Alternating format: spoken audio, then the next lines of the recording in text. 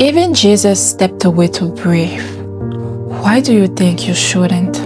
John 7:53 to John 8 verse 1. Then they all went home, but Jesus went to the Mount of Olives. I wonder why out of all the places, the Lord chose to retire at the Mount of Olives. If you read the chapter above, you will see that Jesus escaped about 3 attempts to his life. The first one was by the people of Jerusalem, and then the temple guard sent by the Jewish elite, and again the people of Jerusalem. Personally, if several attempts were made against my life, the last thing I would do would be to retire alone. Because what if something happens again? At least with the divided crowd, some people are for me and others not.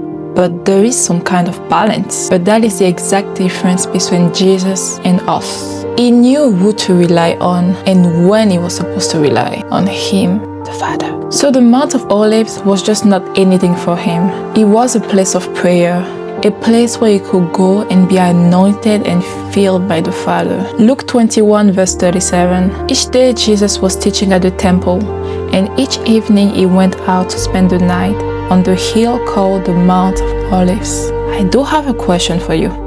Who do you spend your nights with? Come on, talk to me. Come on, a little bit louder. Come on. Come on. Yeah.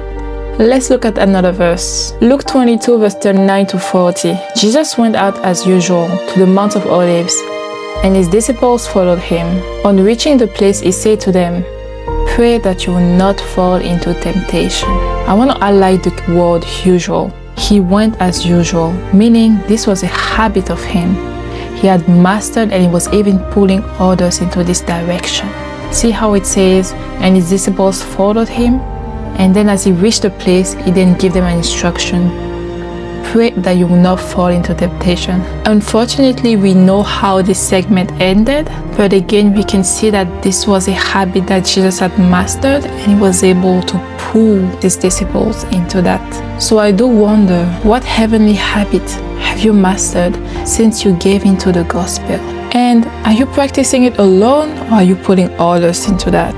Don't be shy.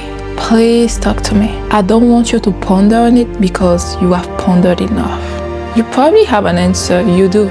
So say it out loud, acknowledge it, and work on it as it's needed. Let's walk through another verse. John 8 verse 2. At dawn he appeared again in the temple court, meaning he was there and he left, where all the people gathered around him, and he sat down to teaching them. This was a mission he had, meaning after his departure, he came back to the mission. He came back to what was assigned to him. And if you look through the scriptures, you will see that Jesus had a habit of coming and going to and from places. He did the work assigned to him, and he went back to the Father in prayer. Continued his work, and he went again. There was a certain consistency in his prayer life. Some examples will be right after the feeding of the 5,000 in Mark 6. After that, he went straight to his Father in Mark 1.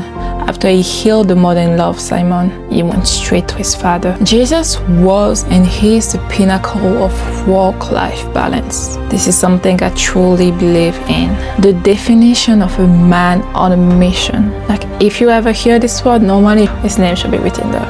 Because he was, he is, and he will be. Even when he was disturbed, he still did what he needed to do before going back to his Father's peace. And that is because he knew the Father's peace was what was sustaining him. Do you know what sustains you? Or do you think you're self-sufficient? No? Okay, slow down. It's only when you slow down that you can pick up on what the Lord is doing around you and within you. And this is how you avoid burning out. You cannot be complaining to everyone else except to the right person. Honestly speaking, if you are tired of burning out, for once, do things differently and see if it does not come true. As always, it was a pleasure to talk to you. Please make sure to comment, like, and subscribe, and I'll see you in the next video.